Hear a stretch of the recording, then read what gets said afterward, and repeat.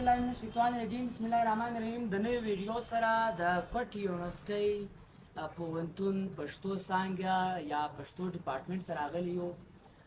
که موږ لږ دې سوچ وکړو چې په دې پاکستان کې مختلف قومونه اوسېږي لکه هغه پنجابی، سرایکای، پښتو، بلوڅي او داسې نور پښتانه اوسېږي. د هر چا خپله ژبه ده، خپل تاریخ یې دی یا خپل کلتور یې دی او خپل ژوند ژواک یې دی. دې ټول پاکستان کې اوسېږي او د پاکستان د یو فیډریشن او د وفاق تر لاندې ژوند کوي. خو له بده مرغه که موږ دا وګورو چې یو عرب دی یو عجم دی. عربیان او عجم هغه خلک دا نور خو ته عجم ویل کېږي.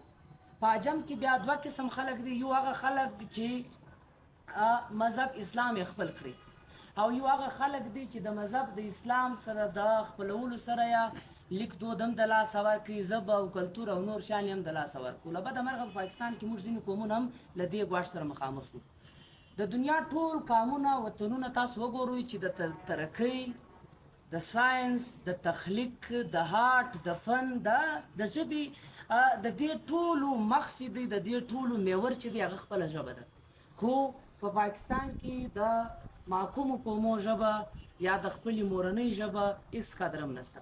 که موږ تاسو وګورو د دې پښتو ډپارټمنټ کې تر ټولو پښتو څانګې کې تر ټولو قابله استادان چې دي په دې کوټه پوهنتون کې تر ټولو قابله استادان ریسرچرز چې دي هغه د پښتو ژبې دي. خو دلته ډېر په کم شمېر لوستونکي راځي، هغه دلته دغه کوي، مطالعه کوي یا سټډي کوي یا دغه کوي.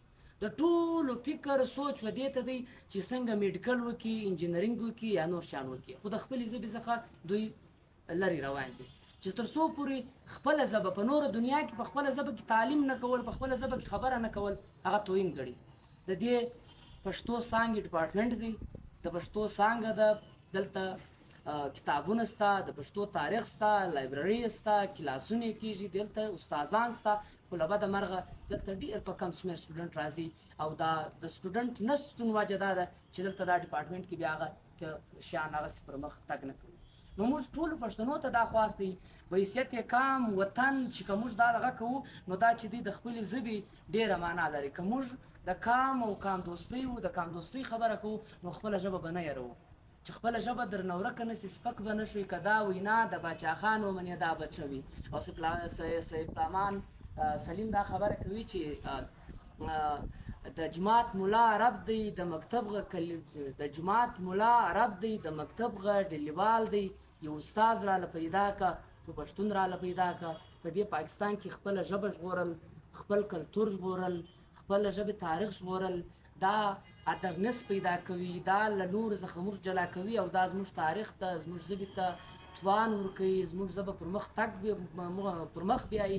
نو موږ ټولو ځوانانو ته، پښتنو ته دا خواست دی چې که په کوټه کې دی، که په پېښور کې دی، تاسو د پښتو ډپارټمنټ کې خپلې داخلې وکړو او خپل تاریخ، خپله ژبه، د انسانانو هر چا خپل تخلیق دی. که یو سړی د آرټ، د لټریچر، د ادب په څانګه کې مطلب لاسبری وي، هغه په کار دی دلته داخله وکړي او دغه وکړي. ولیم که فزیکس دی، که بایو ده، که میډیکل، دا ټول یو رنګه شیان دي، دا ټول پروفیسر لګېږي، دا ټول لیکچرر لګېږي. دې کې د خاص فرق نشته.